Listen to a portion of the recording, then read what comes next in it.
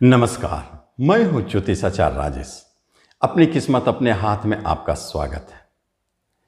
आज एक ऐसे युति के बारे में बताने जा रहा हूं। अगर आप जन्म कुंडली देखते हैं, आप स्वयं देख सकते हैं, कोई बड़ी बात नहीं, तो इसे चूके नहीं। क्यों? क्योंकि यह एक स्पेशल महत्वपूर्ण योगा योग है जो यह संकेत देता है कि आपके जीवन में आप कितनी ऊंचाई तक उठेंगे। उसको आपको जीवन में आर्थिक सफलता, नाम, यश, स्टेटस, मान सम्मान पाने के लिए जन्म कुंडली के अंदर क्या होना जरूरी है, आप इसे जरूर देखें। अगर चूक गए तो जन्म कुंडली से आप बहुत बड़ी चीज को मिस कर रहे हैं। लेकिन उससे पहले आपसे एक निवेदन है कि आप इस चैनल पर पहली बार आए तो इसे जरूर सब्सक्राइब करें और बेल आइकन भी प्रेस करें, क्योंकि ऐसे ही महत्वपूर्ण योगा योग आपको देता रहूँगा। बेल आइकन दबाने के बाद आप महसूस करेंगे कि एक ऐसे योग आपको मिलते जा रहे हैं, एक से एक, जो जन्म कुंडली को मजबूती प्रदान करते हैं, आपके जीवन में तय करते हैं कि आप किस लेवल में आए हैं। अगर आप बहुत नीचे लेवल से हैं, बहुत गरीब हैं, गरीब घर में जन्म लिए, तो फिर आप ऊंचाई तक कैसे पहुंच जाते हैं? IAS IPS बन जाते हैं, नेता मिनिस्टर बन जाते हैं, धनवान बन जाते हैं। जरूर कुछ न कुछ तो कुंडली के अंदर में ऐसे चीज छुपे हुए हैं जो आपको वहां ऊंचाई तक ले जाने में सक्षम है। आज उसी में से एक महत्वपूर्ण योगा योग के बारे में बात करने जा रहा हूं, जो आपके जीवन को ऊंचाई तक ले जाते हैं। कैसे? सबसे पहली बात ध्यान रखें, आज जो चर्चा करने जा रहा हूं उस पर दो विषय महत्वपूर्ण है। पहला विषय है कि यदि आपके जन्म कुंडली में सारे ग्रह, उसमें राहु आएगा तो केतु नहीं आएगा, क्योंकि वो दोनों एक दूसरे से अपोजिट बैठते हैं। कभी कभी राहु केतु के एक्सिस में भी बन जाते हैं, लेकिन ऐसा संभव नहीं, वो कभी एक योग में ऐसा बनते हैं। तो हमें देखना क्या है? हमें ये देखना है कि जैसे आप देख रहे हैं कि एक मेष लगन की कुंडली है, यह माना गया है, और इसमें आपके लगन से सारे ग्रह हर घर में एक एक या दो करके या तीन करके बैठे हैं लगातार। कोई घर उसके बीच में खाली नहीं है। ध्यान से समझिए, जैसे मेष में लगन में एक ग्रह बैठे हैं, तो उसके बगल में धन भाव में दो या एक ग्रह, पराक्रम में दो या एक ग्रह, और चौथे स्थान में दो या एक तीन ग्रह।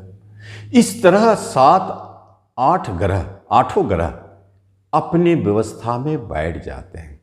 तो आपको गिनती करना है कि क्या आपके कुंडली में आपके 8 ग्रह, जिसमें एक राहु या केतु हो, कोई एक को छोड़ दे, या पूर्व में तो इसे ऐसे भी माना गया है कि राहु केतु को छोड़ दिया जाए। तो आपको देखना है कि आपके जन्म कुंडली में यदि 4 घर में कहीं भी लगातार ग्रह बैठे हैं, जैसे लगन से चौथा तक, या चौथा से 7वां तक, या छठा से 8वां तक, इस तरह किसी भी तरह लगातार कोई घर उस बीच में खाली नहीं होना चाहिए, इसे कहते हैं माला योग। माला योग भी कई तरह के होते हैं। आज जो चर्चा करने जा रहा हूं उस माला योग को कहते हैं चतुष्माला योग। चतुष मतलब तो समझ रहे हैं, 4 घरों में यदि सारे ग्रह बैठे हो, राहु केतु को छोड़ दिया जाए, या राहु को लेते हैं तो केतु को छोड़ दे, या केतु को लेते हैं तो राहु को छोड़ दे, कोई एक तो छूटेगा। तो इस तरह यदि चारों घर में लगातार आपके सारे ग्रह बैठ जाए तो इसे कहते हैं चतुष्माला योग। अब देखिए इसका फल कैसे मिलता है, बड़ा अद्भुत बात है। ये फल भी उसी ढंग से देता है। जन्म कुंडली के अंदर में आप जानते हैं कि एक से आप गिनती करते हैं लगन से, तो लगन, धन भाव, तीसरा पराक्रम, और चौथा सुख का भाव, चौथा भूमि भवन प्रॉपर्टी।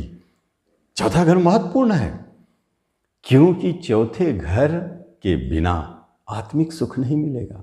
संसारिक सुख की कमी होगी, अपना घर नहीं मिलेगा। जिसके चौथे घर खराब हो जाते हैं ना, वो घर से बाहर निकलते हैं, विदेश में रहते हैं या अपने घर से बहुत दूर रहते हैं, अगर चौथा घर पीड़ित हो जाए। तो इस तरह एक सेंस लिया गया कि आपको चौथा घर देता क्या है। यश देता है, नाम देता है, सुख देता है, भूमि भवन का सुख देता है, गाड़ी देता है, घोड़ा देता है, लग्जरियस जीवन जीने के लिए ये चौथा घर महत्वपूर्ण हो जाता है। तो सारे ग्रह आपके क्या किए कुंडली के अंदर में?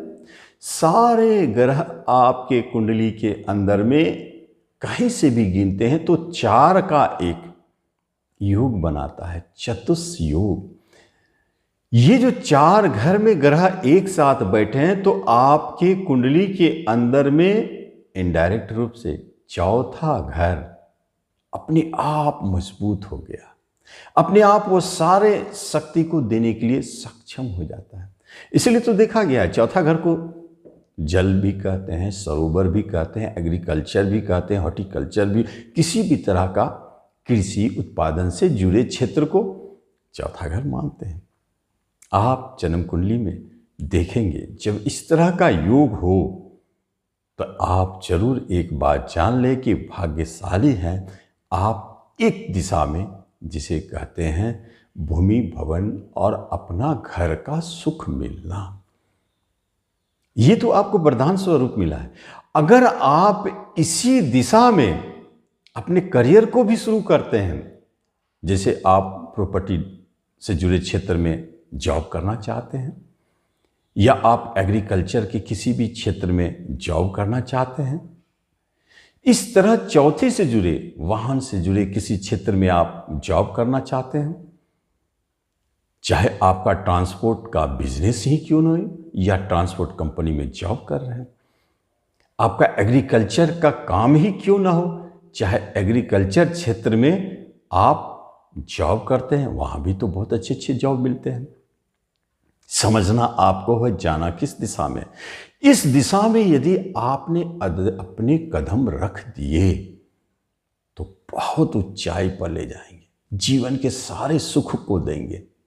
नाम यश प्रतिष्ठा मान सम्मान तो मिलेगा ही, चौथा घर है, आपको अपने घर में भी इज्जत मान सम्मान बढ़ेंगे और साथ साथ में गाड़ी घोड़ा की कमी नहीं रहेगी, अपना घर मकान का कहीं कमी नहीं रहेगी। जो बहुत बड़े बड़े जमींदार होते हैं उनको देखा गया है लैंडलॉर्ड को यही योग लेकर बैठे हैं, उनके पास काफी प्रॉपर्टी है, जमीन जायदाद है, और जो एग्रीकल्चर का काम कर रहे हैं देखेंगे आप जबरदस्त तरक्की कर रहे हैं। ऐसे आप खेती करेंगे जो अद्भुत भी होगा, चमत्कारिक रिजल्ट देगा। ये बात चौथे घर से जुड़ी है और वाहन का भी काम आप करते हुए देखे जाएंगे और इसमें शिक्षा भी मजबूत होते चला जाता है। ये स्थिति अगर आपके जन्म कुंडली में बनी है तो आप जान लीजिए कि आपको इन सब चीज़ों के तरफ काफ़ी सपोर्ट मिलेगा, जाना भी चाहिए। अगर नहीं जाते हैं तो इनका सुख आपको अपने जीवन में जरूर मिलेगा।